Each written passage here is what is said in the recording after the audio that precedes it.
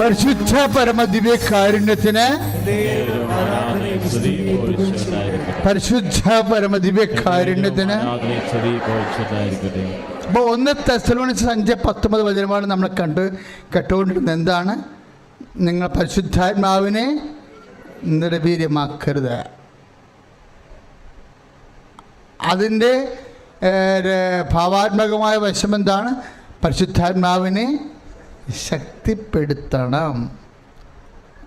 പരിശുദ്ധാത്മാവിനെ എങ്ങനെയാണ് ശക്തിപ്പെടുത്തണത്? കൃപയെ ആർജിച്ചുകൊണ്ടാണ് പരിശുദ്ധാത്മാവിനെ ശക്തിപ്പെടുത്തുന്നത്. കൃപയാണല്ലോ ശക്തി. 2 കൊരിന്ത്യർ 12:9-10 2 കൊരിന്ത്യർ 12:9-10 എന്താ പറയണത്? കൃപ ശക്തിയാണെന്നാണ് പറയണത്. ആരുടെ ശക്തി? ദൈവത്തിൻ്റെ ശക്തി. ദൈവം ആരാണ്? വ്യക്തിയും ശക്തിയും. യേശുക്രിസ്തു വ്യക്തിയുമാണ്, അതേസമയം ശക്തിയുമാണ്. പരിശുദ്ധാത്മാവ് വ്യക്തിയാണ്, ശക്തിയാണ്. പിതാവ് വ്യക്തിയാണ്, ശക്തിയാണ്. അപ്പോൾ അതേസമയം തന്നെ ശക്തി നമ്മളെ ശക്തീകരിക്കാൻ, ഇപ്പം ദൈവത്തിൻ്റെ ജ്ഞാനവും ദൈവത്തിൻ്റെ ശക്തിയുമായ യേശുക്രിസ്തു. 1 കൊരിന്ത്യർ 1:24 ദൈവത്തിൻ്റെ ജ്ഞാനവും ദൈവത്തിൻ്റെ ശക്തിയുമായ, ഒന്ന് പറഞ്ഞേ, ദൈവത്തിൻ്റെ ജ്ഞാനവും ദൈവത്തിൻ്റെ ശക്തിയുമായ യേശുക്രിസ്തു. ഇതെങ്ങനെ സംഭവിക്കും നമ്മ ചോദിക്കുമ്പോൾ പറയും പരിശുദ്ധാത്മാവ് നിൻ്റെ മേൽ വരും. ആരാണ്? അത്യുന്നതൻ്റെ ശക്തി. ലൂക്കാ 1:35 അല്ലേ? ഈശോ തന്നെ പറഞ്ഞു, മനുഷ്യപുത്രൻ പിതാവിൻ്റെ വലതുഭാഗത്ത് ഉപവിഷ്ടരാകും എന്ന് പറയുന്നതിന് പകരം കർത്താവ് പറഞ്ഞു, മനുഷ്യപുത്രൻ ശക്തിയുടെ വലതുവശത്ത് ഉപവിഷ്ടനാകും. 26:64 മത്തായിയുടെ സുവിശേഷം. പിതാവും ശക്തിയും വ്യക്തിയുമാണ്. ഈ ദൈവത്തിൻ്റെ ശക്തി നമ്മളിലേക്ക്, ആ ദൈവത്തിൻ്റെ ശക്തിയുടെ പേരെന്താ? നമ്മളിലേക്ക് കടന്നു വരുന്ന രൂപത്തിൻ്റെ പേരെന്താണ്? ശക്തിരൂപം എന്താണ്? കൃപ.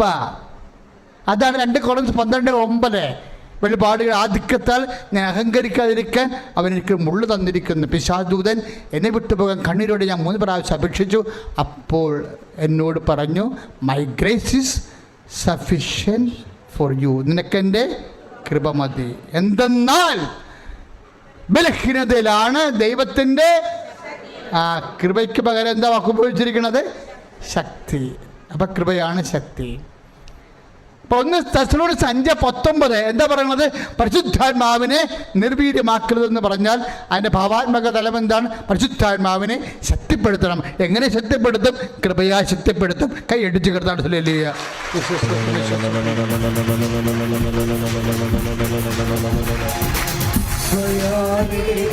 കൃപയാലേ കൃപയാലനുദിനവും കൃപയാലേ കൃപയാലേ കൃപയാലനുദിനവും കൃപയാലേ കൃപയാലേ കൃപയാലനുദിനവും. കരങ്ങൾ ഉയർത്തിയടിച്ചുകൊണ്ട് കൃപയാലേ കൃപയാലേ കൃപയാലനുദിനവും ബലഹീനതയിൽ ബലമേകി ബലവാനായോ നടത്തിടും. ഒരുമിച്ച് പാടുക. ബലഹീനതയിൽ ബലമേകി ബലവാനായോ നടത്തിടുന്നു. കൃപയാലേ കൃപയാലേ കൃപയാലനുദിനവും കൃപയാലേ കൃപയാലേ കൃപയാലനുദിനവും. പരിശുദ്ധ പരമദിവ്യകാരുണ്യത്തിന്. അപ്പോൾ കൃപ എന്താണ്? കൃപ എന്താണ്? ദൈവത്തിൻ്റെ ശക്തി. ഈ കൃപ നമ്മളിലേക്ക് ആവശ്യിക്കുമെന്നാണ് പറയണം അല്ലേ? ഇത് ബലഹീനതയാണ്, ദൈവത്തിൻ്റെ ശക്തി നമ്മളിലേക്ക് ആവശ്യം. എങ്ങനെ, എപ്പോഴാണ് ആവശ്യിക്കണത്? അപ്പോൾ ബൈബിൾ പറയും, ദൈവം എളിമയുള്ളവർക്ക് കൃപ നൽകുന്നു. എപ്പോഴും ശ്രദ്ധിക്കണം. നിങ്ങളെ ക്രിസ്ത്യൻ ആത്മീയതയെ ഫോളോ ചെയ്യണമെന്നുണ്ടെങ്കിൽ അതിൻ്റെ ഒരു മർമ്മമാണ് എളിമ. 1 പത്രോസ് 5:5 1 പത്രോസ് 5:5 ദൈവം എന്ന് പറഞ്ഞ ദൈവം എളിമയുള്ളവർക്ക് ശക്തി നൽകുന്നു. കൃപ നൽകുന്നു പറഞ്ഞാൽ അവിടെ എന്താ പറയേണ്ടത്? ശക്തി. അപ്പം ദൈവശക്തി ആർജിക്കാൻ എന്താ ഒരു മാർഗം? എളിമ. അതൊരു പ്രശ്നമുണ്ട്. അത് നമ്മൾ ഈ ദൈവത്തിന് എളിമപ്പെടുത്താൻ വേണ്ടി നമ്മൾ കാത്തിരിക്കരുത്. നമ്മൾ അഡ്വാൻസ് ആയിട്ട് തന്നെ എളിമപ്പെട്ടേക്കണം. പറഞ്ഞ മനസ്സിലായില്ലേ? നമ്മൾ എളിമപ്പെടാൻ ഇപ്പം ദൈവം വന്നിങ്ങനെ ബലം പ്രയോഗിച്ച് എളിമപ്പെടുത്താൻ വേണ്ടി. അപ്പം ദൈവത്തിന് ആ പരിപാടി ഉണ്ടേ. നമ്മളെ ശക്തിപ്പെടുത്തണം വിചാരിച്ചു കഴിഞ്ഞാൽ നമുക്കതിനെക്കുറിച്ച് ഐഡിയ ഇല്ലെന്നുണ്ടെങ്കിൽ ദൈവം ബലം പ്രയോഗിച്ച് എളിമപ്പെടുത്തും. അത് മണ്ടത്തരമാണ്. നിയമാവർത്തനം 8:3 ഇല്ലേ? നിയമാവർത്തനം 8:3 എന്നാ പറയണത്? അവിടെ നിങ്ങളെ മരുഭൂമിയിലൂടെ വിട്ടത് നിങ്ങളെ എളിമപ്പെടുത്താനും. എന്തിനാ അങ്ങനെ പെടുത്തണേ? മര്യാദ നിൽക്കാൻ പറ്റില്ലേ? അപ്പം നമ്മൾ എളിമപ്പെടുന്നില്ലെങ്കിൽ ദൈവത്തിന് എളിമപ്പെടുത്തേണ്ടി വരും. ഇപ്പം ചില ബിസിനസ് തകർച്ച, ചില ജോലി പോയി. ഇപ്പം ഇന്നലെ ഒരു ദിവസം സാക്ഷി പറഞ്ഞു, ഒരു മോള് സാക്ഷ്യം പറഞ്ഞു, എന്താ ഞാൻ IELTS തോറ്റുപോയി. ഞാൻ ഇംഗ്ലീഷ് മീഡിയത്തിൽ പഠിച്ച ആളാണ്, കർണാടകയിൽ ജോലി ചെയ്ത ആളാണ്. ഞാനിപ്പോൾ ഗൾഫിൽ ഇവിടെയാണ് ജോലി ചെയ്യണത്, ഇവിടെ സൗദിയിലാണ് ജോലി ചെയ്യണത്. ഞാൻ LKG മുതൽ മൊത്തം ഇംഗ്ലീഷാണ് പഠിച്ചത്. ഞാൻ അവളുടെ ആ മോളുടെ സാക്ഷ്യം നല്ല രസമാണ് കേൾക്കാൻ. ഞാൻ LKG മുതൽ ഇംഗ്ലീഷാണ്. ഇവിടുത്തെ ഇംഗ്ലീഷ് കഴിഞ്ഞപ്പോൾ ഞാൻ പിന്നെ എൻ്റെ പഠനം കഴിഞ്ഞപ്പോൾ ഞാൻ കർണാടക ജോലി അവിടെ ഇംഗ്ലീഷാണ് ഉപയോഗിച്ചത്. കർണാടകയിൽ നിന്ന് ഞാൻ സൗദിയിൽ പോയി, അവിടെ ഇംഗ്ലീഷാണ് ഉപയോഗിച്ചത്. ഇപ്പോൾ എനിക്ക് UK പോകണം. അപ്പോൾ അതിന് ഞാൻ IELTS എഴുതി. ഒരു പ്രാവശ്യം തോറ്റു, അടുത്ത പ്രാവശ്യം കിട്ടുമെന്ന് വിചാരിച്ചു, അപ്പോഴും തോറ്റു. അപ്പോഴീ മലയാളം മീഡിയമൊക്കെ ജയിക്കണ കണ്ടപ്പോൾ എനിക്ക് വിറഞ്ഞെന്ന്. അവളത് പറഞ്ഞില്ല, അവളെപ്പോലെ പറഞ്ഞ വേറെ കൊച്ചു എനിക്കറിയാം. അപ്പം ഞാൻ ചില IELTSകാരോട് ചോദിക്കും, എടി നീ മലയാളം മീഡിയമാണോ ഇംഗ്ലീഷ് മീഡിയമാണോ? ഞാൻ മലയാളം മീഡിയം. ഞാൻ നമിച്ചിരിക്കുക. കാര്യം എന്താ? ഫുൾ ടൈം ഇംഗ്ലീഷ് മീഡിയം പഠിച്ച ആൾക്കാർ, ചില ആൾക്കാർക്ക് മുടി വിളിച്ച് കിട്ടണില്ല. അപ്പം മലയാളം മീഡിയക്കാർക്ക് എങ്ങനെ കിട്ടണത്? കൃപയാലേ. സ്തുതിയുടെ ഹല്ലേലൂയ, ഹല്ലേലൂയ, ഹല്ലേലൂയ. കരങ്ങൾ ഉയർത്തിക്കൊണ്ട് സ്തുതിക്കട്ടെ.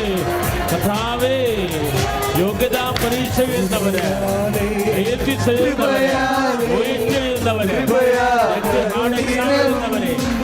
സ്പർശിക്കണമേ.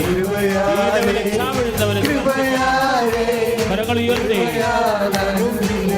ബലഹീനതയിൽ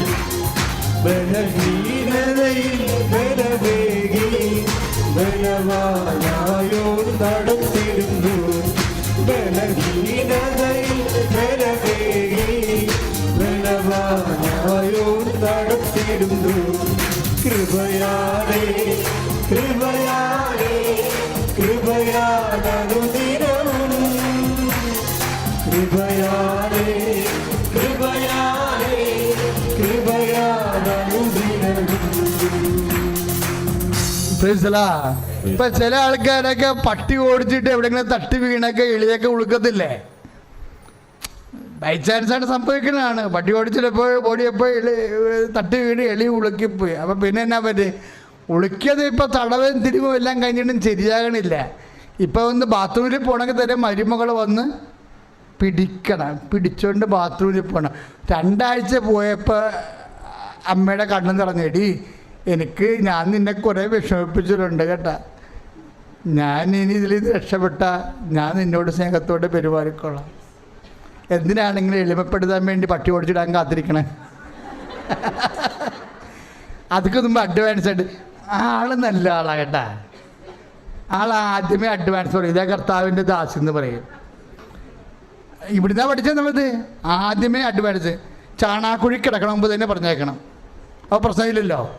ചാണാക്കുഴി പെറ്റ് കിടക്കുന്ന മുമ്പ് തന്നെ അഡ്വാൻസ് ആയിട്ട് പറയും, ഇതാ കർത്താവിൻ്റെ. അത് കാരണം ടെൻഷനില്ല ആളിനെ. അമ്മയുടെ ഞാനിത് പഠിച്ചത്. അഡ്വാൻസ് ആദ്യമേ അങ്ങോട്ട് പറയും. ലുക്ക 1:38. എല്ലാ കാര്യങ്ങൾക്കും ഔദ്ധത്യം ഉണ്ടാക്കണം, അഹങ്കാരം ഉണ്ടാക്കണം, മറ്റുള്ളവരെ വിഷമിപ്പിക്കുന്ന എല്ലാ കാര്യങ്ങൾക്കും എളിമപ്പെട്ട് കഴിയണം. അപ്പോൾ അത് നമ്മൾ എളിമപ്പെടുത്താൻ വേണ്ടി കാത്തിരിക്കരുത്. ഇപ്പം ബിസിനസ് തകർന്ന്, ജോലി പോയി, രോഗം വന്ന് എളിമപ്പെടുത്താൻ വേണ്ടി കാത്തിരിക്കരുത്. ഉടമ്പടി കൊണ്ട് മക്കൾ എളിമപ്പെട്ടിരിക്കണം. കൈ ഇടിച്ച് കർത്താൻ ഉയർത്തിക്കൊണ്ട് ശ്രദ്ധിക്കട്ടെ. ഹല്ലേലൂയ. കർത്താവേ, ഞങ്ങളെ വിശ്വാസത്താൽ ദൈവസ്നേഹത്താൽ എളിമപ്പെടുത്തണമേ. ഹല്ലേലൂയ.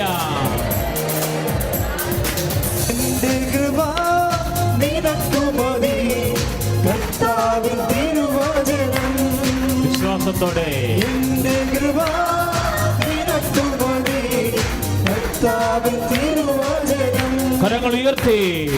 അനശ്വരമായ വചനമതേ, ആമേൻ. അതിശയമായി നടത്തിടുന്നു. അനശ്വരമായ വചനമതേ, അതിശയമായി നടത്തിടുന്നു. കൃപയാലേ കൃപയാലേ കൃപയാലനുദിനവും, കൃപയാലേ കൃപയാലേ കൃപയാലനുദിനവും. Praise the Lord. ഇയാൾ താരയിൽ കയറി നിന്നുകൊണ്ട് സാക്ഷ്യം പറയുവാൻ ഞങ്ങളെ അനുവദിച്ച ഈശോയ്ക്കും അമ്മയ്ക്കും മുന്നമേ 1000 നന്ദി പറയട്ടെ. എൻ്റെ പേര് അമല, ഇതെൻ്റെ ഹസ്ബൻഡ് എബി. ഞങ്ങൾ എറണാകുളത്ത് നിന്ന് വരുന്നു. 2022 ഞാൻ NRI ഉടമ്പടി എടുക്കുന്നത്. അതിനുശേഷം സൗദിയിലായിരുന്നു. അവിടെ നിന്ന് വന്നതിന് ശേഷം 2025 സാദാ ഉടമ്പടിയിലേക്ക് മാറുകയായിരുന്നു. ഞാൻ സൗദിയിലായിരുന്നപ്പോൾ തന്നെ ദൈവം ഒത്തിരിയേറെ അനുഭവങ്ങൾ എനിക്ക് തന്നു. എൻ്റെ ഇക്കാമ റിന്യൂ ചെയ്യുവാനായിട്ട് ഒത്തിരി തടസ്സങ്ങളുണ്ടായിരുന്നു. 10 വർഷം ഞാൻ സൗദിയിലായിരുന്നു. 3 മാസമായിട്ടും എൻ്റെ ഇക്കാമ റിന്യൂ ചെയ്ത് കിട്ടുന്നില്ലായിരുന്നു. ഞാൻ ആകെ വിഷമിച്ചു. പുറത്ത് പോകാനൊക്കെ ആയിട്ട് ഒത്തിരി ബുദ്ധിമുട്ടായിരുന്നു. അതിനുശേഷം ഞാൻ ഒത്തിരി വിഷമത്തോടു കൂടി ഒരു ദിവസം രാത്രി ഡ്യൂട്ടി കഴിഞ്ഞ് വന്നപ്പോൾ 12 മണിയായപ്പോൾ ഒരു ക്യാൻഡിൽ ലൈറ്റ് പ്രെയർ ഇട്ടു. പിറ്റേ ദിവസം ഉച്ചയ്ക്ക് 2 മണിയായപ്പോഴത്തേക്കും എൻ്റെ ഇക്കാമ സിസ്റ്റത്തിൽ റിന്യൂ ആയി. ഇതാണ് എൻ്റെ ആദ്യത്തെ ഉടമ്പടി സാക്ഷ്യം. ഇത് ഞാൻ ഉടമ്പടിയിൽ വെക്കാത്തൊരു സാക്ഷ്യമായിരുന്നു. അടുത്തതായിട്ട് എൻ്റെ ഹസ്ബൻഡിനെ ഞാൻ സൗദിയിലേക്ക് കൊണ്ടുപോകാനായിട്ട് ഒത്തിരി ശ്രമിച്ചു. അവിടെ നിന്ന് ജോബ് വിസ കിട്ടി. ഞാൻ വർക്ക് ചെയ്യുന്ന ഹോസ്പിറ്റലിൽ തന്നെ ജോബ് വിസ കിട്ടി. എല്ലാം റെഡിയാക്കി കൊണ്ടുപോകുന്ന സമയത്ത് കൊണ്ടുപോകുന്നതിന് ഒരു ദിവസം മുന്നം കൊറോണ കാരണം എല്ലാം ക്ലോസായി എയർപോർട്ടൊക്കെ. അപ്പം ആ വിസ കൊണ്ട് എനിക്കൊരു പ്രയോജനവും കിട്ടിയിരുന്നില്ല. ഒത്തിരി വിഷമമായി, മാനസികമായി ഒത്തിരി ബുദ്ധിമുട്ടി. പക്ഷേ ദൈവം സഹനങ്ങളിലൂടെ നമ്മെ ഉയർത്തുകയാണല്ലോ. ഈശോയെ കൂടുതൽ കൂടുതൽ അറിയാനും ഈശോയോട് കൂടുതൽ അടുക്കുവാനും എന്നെ ആ പ്രതിസന്ധി ഒത്തിരി സഹായിച്ചു. അങ്ങനെ ഞങ്ങൾ ആ വിസ ക്യാൻസലേഷന് വേണ്ടി ശ്രമിച്ചു. അതിന് ഒത്തിരി തടസ്സങ്ങളുണ്ടായിരുന്നു. അതിനുശേഷം ഞാൻ ആ വിസയുടെ പേപ്പർ എടുത്ത് ഓരോ ദിവസവും കുരിശിട്ട് പ്രാർത്ഥിക്കുമായിരുന്നു, ഉടമ്പടി തൈലം തൊട്ട്.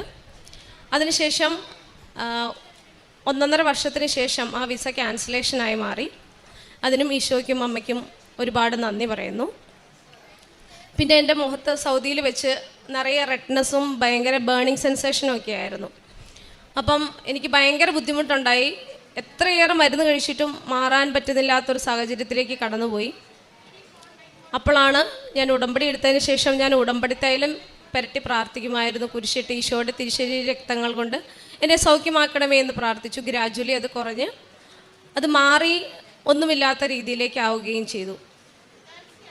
അതിനുശേഷം ഞങ്ങൾ നാട്ടിലേക്ക് കടന്നു വന്നു. 2025 ഞാൻ പറഞ്ഞ പോലെ ഉടമ്പടി ഒന്നും കൂടെ എടുത്തത്.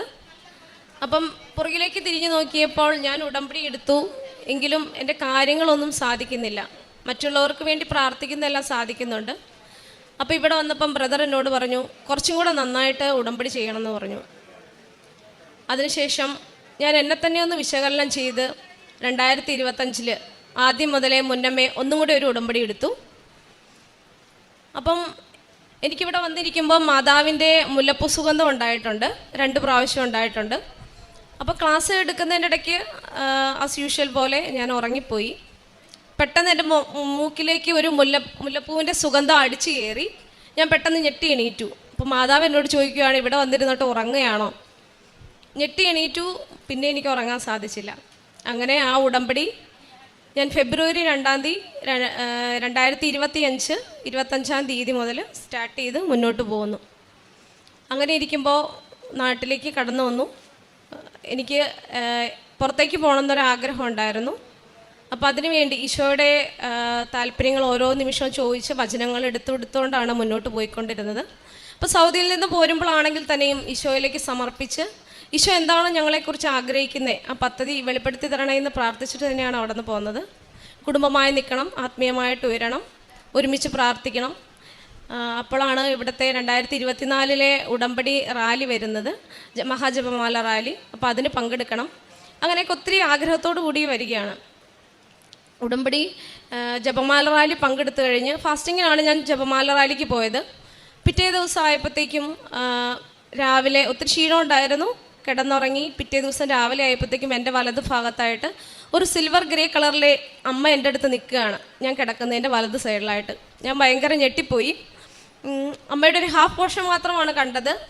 ആ പ്രകാശം കാരണം ആ സിൽവർ കളറ് കാണാൻ പറ്റുന്നില്ലായിരുന്നു, അത്രയേറെ പ്രകാശമായിരുന്നു. അങ്ങനെ അമ്മ എന്നെ കാണാനായിട്ട് വന്നിട്ടുണ്ട്. അപ്പം എനിക്കിവിടെ ഉറപ്പായി അമ്മ ഓരോ ഉടമ്പടിയിലൂടെ എൻ്റെ കൂടെ ഉണ്ടെന്നുള്ളൊരു ബോധ്യം എനിക്ക് കിട്ടി. അതിനുശേഷം ഞാൻ എൻക്ലക്സാരൻ പ്രിപ്പയർ ചെയ്യാനായിട്ട് ആരംഭിച്ചു.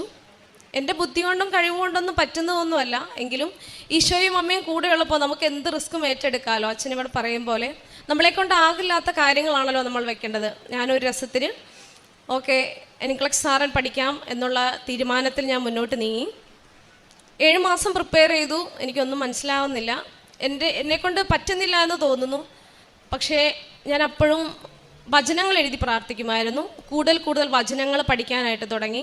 പഠിക്കുന്നതിനേക്കാൾ കൂടുതൽ വചനങ്ങൾ മനസ്സിൽ ഗ്രഹിക്കാനായിട്ട് തുടങ്ങി. അതനുസരിച്ച് പ്രാർത്ഥിച്ച് ഓരോ വചനങ്ങളും എടുത്താണ് രാവിലെ പഠിക്കാനിരിക്കുന്നത്. പഠിക്കാൻ എനിക്ക് സമയം കിട്ടിയില്ലെങ്കിൽ തന്നെയും എൻ്റെ പ്രാർത്ഥനയ്ക്ക് ഇന്നേ വരെ ഒരു കുറവും ഞാൻ വരുത്തിയിട്ടില്ല. ഈശോയോട് പ്രാർത്ഥിച്ചുകൊണ്ട് ഞാൻ ഡേറ്റ് എടുത്തു. അതും മൊത്തം പഠിച്ചു കഴിഞ്ഞിട്ടില്ല.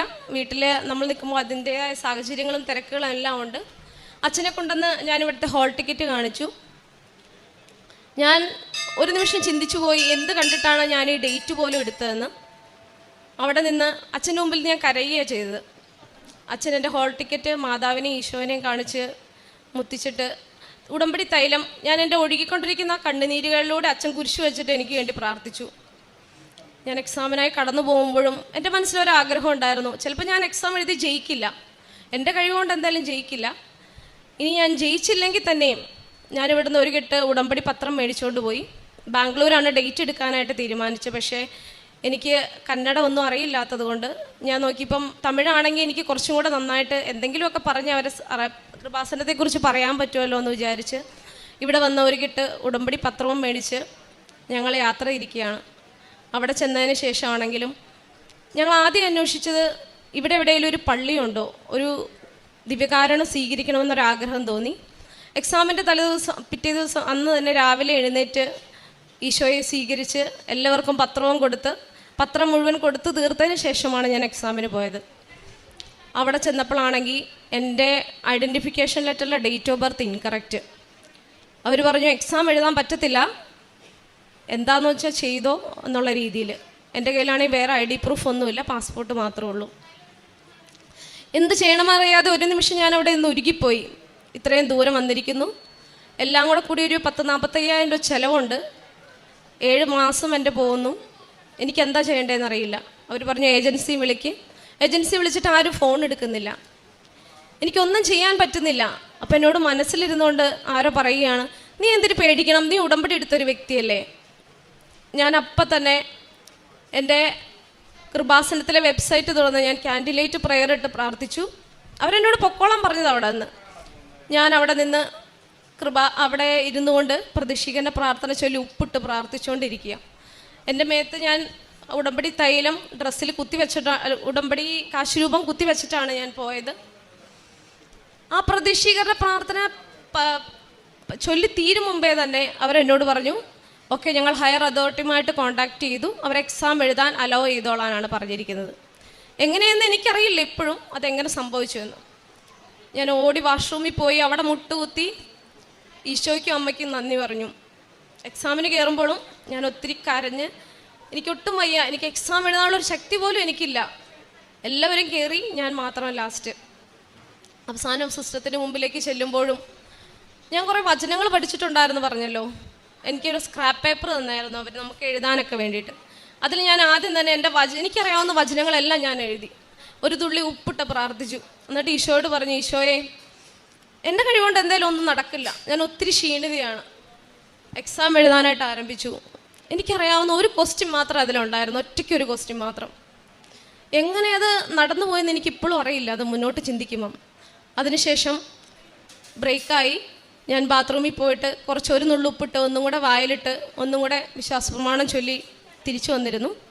ഞാൻ മാതാവിനോട് പറഞ്ഞൊരു കാര്യമുണ്ട്, 85 ക്വസ്റ്റ്യൻ ആകുമ്പോഴത്തേക്കും എൻ്റെ ഷട്ട് ഡൗൺ ആവണം, ഞാൻ ജയിച്ചാലും ഇല്ലെങ്കിലും. കാരണം എനിക്ക് മുന്നോട്ട് പോകാൻ ശക്തിയില്ല. മിനിമം ക്വസ്റ്റ്യൻ 85, മാക്സിമം 150 എക്സാം കഴിഞ്ഞു, ഞാൻ തിരിച്ചു പോന്നു. അതിനുശേഷം എല്ലാവരും റിസൾട്ട് വന്നു. 3 ദിവസമായപ്പോഴത്തേക്കും, 6 വീക്സാണ് അവർ പറയുന്നത്, പക്ഷേ 3 ദിവസമായപ്പോഴത്തേക്കും എല്ലാ റിസൾട്ട് വന്നു. ഈ സംഭവം നടക്കുന്നത് കഴിഞ്ഞ ബുധനാഴ്ച ഈ സമയത്താണ്. ഈ സമയത്ത് ഞാൻ കരഞ്ഞോണ്ട് എക്സാം എഴുതിക്കൊണ്ടിരിക്കുകയാണ് അവിടെ. മിനിഞ്ഞാന്ന് ഞാനിവിടെ വന്നു. ഞാനിവിടെ വന്നിരുന്ന് പ്രാർത്ഥിക്കുകയാണ്, ഈശോയെ എല്ലാവരും റിസൾട്ട് വന്നു, എൻ്റെ റിസൾട്ട് വന്നില്ല, എന്താണെന്ന് എനിക്കറിയില്ല. അപ്പം അത് കഴിഞ്ഞ് ഞങ്ങൾ വീട്ടിലേക്ക് പോയി. ഏർലി മോർണിംഗ് ഇന്നലെ രാവിലെ എൻ്റെ റിസൾട്ട് വന്നു. ഞാൻ അനിക്ലിക് സാറിന് പാസ്സായി. പക്ഷേ എനിക്കൊരു നിമിഷം എനിക്കത് വിശ്വസിക്കാൻ പറ്റിയില്ല. ഇത് ഞാൻ എഴുതി കിട്ടിയതല്ല, എൻ്റെ മെറിറ്റ് കൊണ്ടുമല്ല, എൻ്റെ ഈശോയും അമ്മയും എനിക്ക് തന്ന ദാനം മാത്രമാണെന്ന് ഞാൻ വിശ്വസിക്കുകയാണ്. ഈ ഉടമ്പടിയിലൂടെ ഞാനപ്പോൾ പറഞ്ഞൊരു കാര്യം ഉണ്ടായിരുന്നു, ഈശോയെ ഞാനിവിടെ വന്ന് സാക്ഷ്യം പറഞ്ഞിട്ടേ ആരെങ്കിലും ഈ കാര്യം അറിയുള്ളൂ എന്ന്. എൻ്റെ വീട്ടിൽ ആർക്കും അറിയില്ല ഞാൻ എക്സാമിന് ജയിച്ച കാര്യം. എൻ്റെ ഹസ്ബൻഡ് അറിയാം, കാരണം ഹസ്ബൻഡ് എന്നെ കൊണ്ടുവരണമല്ലോ. വേറെ ആരോടും ഞാൻ ഇതുവരെ പറഞ്ഞിട്ടില്ല. ഇന്നിത് കഴിഞ്ഞതിന് ശേഷം മാത്രമേ ഞാൻ പറയുള്ളൂ എന്ന് മാതാവിന് വാക്ക് കൊടുത്തിട്ടുണ്ടായിരുന്നു. ഒത്തിരി നന്ദി നിറഞ്ഞ ഹൃദയത്തോടെ, എങ്ങനെ പറയുന്നത് എനിക്കറിയില്ല, ഒത്തിരി നന്ദി നിറഞ്ഞ ഹൃദയത്തോടെ ഓർക്കുന്നു. ഉടമ്പടി വഴിയായിട്ട് ഒത്തിരി കാര്യങ്ങൾ, എനിക്ക് ഒത്തിരി ദേഷ്യമുള്ള വ്യക്തിയായിരുന്നു. ദേഷ്യം വരുമ്പോഴും എൻ്റെ മനസ്സിൽ നിന്ന് ആരോ പറയുന്നുണ്ട്, എന്നെ തന്നെ കൺട്രോൾ ചെയ്യാൻ എൻ്റെ മനസ്സിലേക്ക് പറയുന്ന പോലെ. പിന്നെ അതുപോലെ തന്നെ എക്സാമിന് പോകുമ്പോഴും ഞാൻ ഫാസ്റ്റിംഗ് എടുത്ത് വചനം എടുത്തിട്ടാണ് പോയത്. എടുത്തപ്പം എനിക്ക് കിട്ടിയത് എസ്തേറിൻ്റെ പുസ്തകത്തിൽ മൊർദെഖായി 3 ദിവസം ഉപവസിക്കുന്നതാണ്. അപ്പോൾ ഞാൻ മാതാവിനോട് ചോദിച്ചു, മാതാവേ ഞാൻ ഉപവസിക്കണം എന്നാണ് ആഗ്രഹിക്കുന്നത്. ഇപ്പോൾ 7-ാം തീയതിയാണ് എൻ്റെ എക്സാം, 4-ാം തീയതിയാണ് എന്നെ എടുക്കുന്നത്. 4, 5, 6 3 ദിവസം ഞാൻ ഉപവസിച്ചു. ആ ഉപവാസം ഇന്ന് ഈ നിമിഷം വരെ നീളുന്നു. അപ്പം ഞാൻ പറഞ്ഞായിരുന്നു, എൻ്റെ റിസൾട്ട് വന്ന് ഞാനിതിവിടെ പറഞ്ഞതിന് ശേഷം മാത്രമേ എൻ്റെ ഉപവാസം മാറുള്ളൂ എന്ന്. ഞാൻ എന്നും ഉച്ചവരെ ഉപവസിക്കുകയാണ്. ഇന്നാണ് എൻ്റെ ആ ഉപവാസം മാറുന്നത്. ഇത്രയേറെ അനുഗ്രഹങ്ങൾ തന്ന ഈശോയ്ക്കും അമ്മയ്ക്കും 1000 നന്ദി. പ്രേക്ഷിത പ്രവർത്തനങ്ങളായിട്ട് ഞാൻ ചെയ്യുന്നത് പത്രങ്ങൾ കൊണ്ടുപോയി കൊടുക്കുമായിരുന്നു. ആദ്യമൊക്കെ എനിക്ക് മടിയായിരുന്നു. ഞാൻ പത്രം എടുത്തുകൊണ്ട് ആദ്യം ഇവിടെ വന്ന് ഉടമ്പടി എടുത്തപ്പം പത്രം എടുത്തുകൊണ്ട് ഞാൻ എറണാകുളം വരെ ബസ്സിന് പോയി, 1 hour യാത്ര ചെയ്ത്. എനിക്കൊന്നും കൊടുക്കാൻ പറ്റിയില്ല. ആദ്യം കൊടുത്തൊരു ചേച്ചി പറഞ്ഞു എനിക്ക് വേണ്ട. ഞാൻ അതുപോലെ തിരിച്ച് ബസ് കയറി, എനിക്ക് കൊടുക്കാൻ പറ്റുന്നില്ല. പിന്നെ ഞാൻ പരിശുദ്ധാത്മാവിനെ കൂട്ടുപിടിച്ചുകൊണ്ട് പരിശുദ്ധാത്മാവിനോട് ഞാൻ പറഞ്ഞു, പരിശുദ്ധാത്മാവ് എൻ്റെ കൂടെ വരണം. ഓരോ പത്രവും വിശ്വാസപ്രമാണം ചൊല്ലി തൈലം വെച്ച് കുരിശിട്ടിട്ട് അത് മേടിക്കുന്ന ഓരോരുത്തരെയും സമർപ്പിച്ച് പ്രാർത്ഥിച്ചുകൊണ്ടാണ് ഞാൻ പോവാറ്. ഇപ്പം എനിക്ക് പത്രം കൊടുക്കാൻ ഒരു മടിയില്ല, എല്ലാവർക്കും ഞാൻ കൊടുക്കും. എനിക്ക് അനുഗ്രഹങ്ങൾ തന്ന ഈശോയെ മറ്റുള്ളവരോട് പറഞ്ഞു കൊടുക്കാൻ, അതിന് നാണം കിട്ടാൻ എനിക്ക് കുഴപ്പമില്ല, സാരമില്ല, അത് നല്ലതിനല്ലേ. ഈശോ അതിനൊക്കെ കണക്കിടുന്നുണ്ടല്ലോ. അങ്ങനെ ഇപ്പം ഉടമ്പടിയിൽ ഉപവാസം, നമ്മുടെ ഉടമ്പടിയിൽ പറഞ്ഞിരിക്കുന്ന ഉപവാസവും അനാഥാലയങ്ങളിൽ ഫുഡ് കൊടുക്കാറുണ്ട്. മാനസികമായിട്ട് ബുദ്ധിമുട്ടുള്ള കുട്ടികൾക്ക് ഡ്രസ്സും ഫുഡും എല്ലാം മേടിച്ച് കൊടുക്കാറുണ്ട്, പൈസ കൊടുക്കാറുണ്ട്. അങ്ങനെ ഒത്തിരിയേറെ സഹായങ്ങൾ നമ്മുടെ നേരെ കൈനീട്ടുന്ന ആരെയും നമ്മൾ മടക്കി അയച്ചിട്ടില്ല. ഇത്രയേറെ അനുഗ്രഹങ്ങൾ തന്ന ഈശോയ്ക്കും അമ്മയ്ക്കും 1000 നന്ദി പറഞ്ഞുകൊണ്ട് ഞാൻ എൻ്റെ സാക്ഷ്യം നിർത്തുന്നു. എൻ്റെ പേര് മാർട്ടിൻ. എൻ്റെ മൂത്ത മകൻ രാഹുൽ മാർട്ടിൻ, രണ്ടാമത്തെ മകൻ ഡോൺ മാർട്ടിൻ. ഇതെൻ്റെ സുഹൃത്തിൻ്റെ മകൻ മികായിൽ ഷാബു. ഈശ്വമിശിഹായ്ക്ക് സ്തുതിയായിരിക്കട്ടെ. ഞങ്ങൾ ചേലാമറ്റം സെൻറ്റ് സെബാസ്റ്റ്യൻ ചർച്ച് ഇടവകയിൽ നിന്നാണ് വരുന്നത്. 2023 ഡിസംബർ മാസം 16-ാം തീയതിയാണ് ഞാനിവിടെ വന്ന് ഉടമ്പടി വെച്ചത്. ഉടമ്പടിക്ക് മുൻപ് യൂട്യൂബിൽ അങ്ങനെ നോക്കുന്ന ശീലമൊന്നും എനിക്കില്ല. ഒത്തിരിയേറെ കഷ്ടത, ഒത്തിരിയേറെ ബുദ്ധിമുട്ടുകൾ അനുഭവിക്കുന്ന ഒരു സമയമായിരുന്നു. എൻ്റെ മൂത്ത മകൻ സ്റ്റുഡൻറ്റ് വിസയിൽ UK പോവുകയും അവിടെ ചെന്നിട്ട് രണ്ടാമത്തെ ടൈമിൽ പൈസ അടയ്ക്കാൻ ഇവനൊരു ജോബ് അവിടെ കിട്ടിയില്ല. ഒരു തരത്തിലുള്ള പണിയും കിട്ടാതെ വിഷമിച്ച് ഞങ്ങൾ നാട്ടിൽ നിന്ന് പലരിൽ നിന്നുമായി പൈസ വാങ്ങി ഇവന് റൂം വാടകയും ഭക്ഷണത്തിനുള്ള പൈസയും ഇവന് കൊടുത്ത് അയക്കേണ്ട ഒരു സാഹചര്യം വന്നു. അങ്ങനെ ചുരുക്കം പറഞ്ഞാൽ വീഡിയോ കോൾ പോലും ചെയ്യുമ്പോൾ ഇവനുമായി സംസാരിക്കാൻ ഭയങ്കര ബുദ്ധിമുട്ടായിരുന്നു. അങ്ങനെ ഇരിക്കുന്ന സമയത്താണ് പിള്ളേനോട് പറയുക, ഞാൻ റോഡ് പണി ചോദിച്ചു, അതുപോലും കിട്ടിയില്ല അപ്പച്ച എന്ന് പറയാണ്. അങ്ങനെയാണ് എനിക്കൊരു ചെറിയ കടയാണ്. ആ കടയിലിരുന്ന് മൊബൈൽ നോക്കുന്ന സമയത്ത് യാദൃശ്ചികമായി ഫേസ്ബുക്ക് എടുക്കുകയും ആ ഫേസ്ബുക്കിൽ പരിശുദ്ധ അമ്മയുടെ കൃപാസന മാതാവിൻ്റെ പ്രത്യക്ഷീകരണ മധ്യസ്ഥ പ്രാർത്ഥന കാണുകയും ചെയ്തു. അങ്ങനെ ഞാൻ അന്ന് വൈകിട്ട് എൻ്റെ വീട്ടിൽ പ്രാർത്ഥന രൂപക്കൂടിന് മുൻപിൽ മുട്ടുകുത്തി എൻ്റെ മൊബൈൽ ഓൺ ചെയ്ത് ഈ പ്രത്യക്ഷീകരണ മധ്യസ്ഥ പ്രാർത്ഥന കരഞ്ഞുകൊണ്ട് ചെല്ലുക. അങ്ങനെ അന്ന് പ്രാർത്ഥന തീരുന്നവരെ മുട്ടിൽ നിന്ന് ആദ്യമായി ഞാൻ കുടുംബ പ്രാർത്ഥന ചൊല്ലി. പ്രാർത്ഥന ചെല്ലാറുണ്ട്, പള്ളിയിലൊക്കെ പോകുന്ന കാര്യങ്ങൾ ശീലമൊക്കെ ഉണ്ട്. പക്ഷെ ആദ്യമായിട്ടാണ് പ്രാർത്ഥന തീരുന്നവരെ മുട്ടിൽ നിന്ന് ഞാൻ അന്ന് ചൊല്ലിയത്. അന്ന് മുതൽ ഇന്ന് വരെ പരിശുദ്ധ അമ്മയുടെ മധ്യസ്ഥയിൽ ഈശോ എല്ലാ ദിവസവും എൻ്റെ കുടുംബത്തിൽ നിന്ന് മുട്ടിൽ നിന്നുകൊണ്ട് തീരുന്നവരെ പ്രാർത്ഥന എത്തിക്കാനുള്ള ഒരു അനുഗ്രഹം എനിക്ക് തമ്പുരാൻ തന്നിട്ടുണ്ട്. അതിന് ആദ്യമേ തന്നെ ഞാൻ തമ്പുരാന് നന്ദി പറയുന്നു. ആ പ്രാർത്ഥന ചൊല്ലി രണ്ടാമത്തെ ദിവസം, ഉടമ്പടിക്ക് മുൻപുള്ള കാര്യമാണ് ഞാൻ പറയുന്നത്, പ്രാർത്ഥന ചൊല്ലി രണ്ടാമത്തെ ദിവസം ഇവൻ വിളിച്ചിട്ട് പറഞ്ഞു, അപ്പച്ച ഒരു ദിവസത്തെ പണിക്ക് എന്നെ വിളിച്ചിട്ടുണ്ട്, ഞാൻ പോയി നോക്കട്ടെ. അപ്പം ഞാനിവനോട് പറഞ്ഞു, എടാ പരിശുദ്ധ അമ്മയാണ് നിനക്ക് ആ പണി തന്നത്, നീ ധൈര്യമായിട്ട് പൊക്കോ, നിനക്ക് ആ പണി കിട്ടും എന്ന് പറഞ്ഞു. വീണ്ടും ആ ഒരു ദിവസത്തെ പണി കഴിഞ്ഞു. ഒരാൾക്ക് പകരമായിരുന്നു ആ പണി എൻ്റെ മകന് കൊടുത്തത്. പക്ഷെ പിറ്റേ ദിവസം പണിക്ക് വിളിച്ച് ചെല്ലുമ്പോൾ ആ പയ്യൻ ആ സ്ഥാനത്ത് പണിക്കുണ്ട്. അപ്പോൾ വീണ്ടും ഇവനോട് അവർ പറഞ്ഞു, ക്ഷമിക്കണം, വിളിച്ചതിൽ ക്ഷമ പറഞ്ഞ് ഇവനെ പറഞ്ഞു വിട്ടു. അപ്പോൾ എന്നെ വിളിച്ചിട്ട് പറഞ്ഞു, അപ്പോൾ ആ പണിയും പോയി, ഒരു ദിവസത്തെ പണിയാണെന്ന് പറഞ്ഞവർ വിളിച്ചത്, അതും കിട്ടില്ല. അപ്പോഴും ഞാൻ ഒരു വിശ്വാസം കൈവിടാതെ ഇങ്ങനെ പറയുകയാണ്, നിനക്ക് പരിശുദ്ധ അമ്മയാണ് പണി തന്നതെങ്കിൽ നിന്നെ നാളെ വിളിക്കും, അവർ വിളിക്കും. അതുപോലെ തന്നെ പിറ്റേ ദിവസം മുതൽ ആ ഒരു ദിവസത്തെ ഒഴിവൊഴിച്ച് അന്ന് മുതൽ ഇന്ന് വരെ എൻ്റെ മകന് ഒരു തൊഴിൽ അന്വേഷിച്ച് പോകേണ്ടി വന്നില്ല. 5 വർഷത്തെ വിസ പരിശുദ്ധ അമ്മയുടെ മധ്യസ്ഥയിൽ ഈശോ അവന് നൽകി അനുഗ്രഹിക്കുകയും ചെയ്തു. ഇപ്പോൾ ലീവിന് ഇവിടെ വന്നിട്ടുണ്ട്. അതിനുശേഷമാണ് ഞാൻ 2023 ഡിസംബർ മാസം 16-ാം തീയതി ഇവിടെ വന്ന് ഉടമ്പടി വയ്ക്കുന്നത്. ഉടമ്പടി വെച്ചതിന് ശേഷം എൻ്റെ രണ്ടാമത്തെ മകൻ ഫുട്ബോൾ കളിക്കുന്ന സമയത്ത് ലിഗമെൻറ്റിന് കംപ്ലൈൻറ്റ് വന്ന് ലിഗമെൻ്റ് ഓപ്പറേഷൻ ചെയ്യാൻ വേണ്ടി ടെസ്റ്റൊക്കെ ചെയ്യുമ്പോൾ അവൻ്റെ തൈറോയിഡ് ഉണ്ടെന്ന് അറിയുകയാണ്. അങ്ങനെ തൈറോയിഡിന് ഒരു 3 മാസം മരുന്ന് കൊടുത്തു. അതിനുശേഷം അവർ 6 മാസം മരുന്ന് കൊടുത്തു. ഓപ്പറേഷനൊക്കെ കഴിഞ്ഞ് വീട്ടിലിരിക്കുന്ന സമയത്ത് ഞാനിവൻ്റെ തൊണ്ടയിൽ പരിശുദ്ധ അമ്മയുടെ തൈലം പുരട്ടി പ്രാർത്ഥിക്കുകയും എന്നും ഇവന് വേണ്ടി ഈ തൈറോയ്ഡ് മാറ്റി തരണേ അമ്മയെന്ന് മാധ്യസ്ഥ യാചിക്കുകയും ചെയ്തതിൻ്റെ ഫലമായി പൂർണ്ണമായി ആ തൈറോയ്ഡ് എന്ന അസുഖം ഇവന് മാറ്റിക്കൊടുക്കുകയും ഇന്ന് ഒരു മരുന്ന് പോലും കഴിക്കാത്ത ഒരു സാഹചര്യത്തിലേക്ക് ഈശോ അവനെ മാറ്റുകയും ചെയ്തു.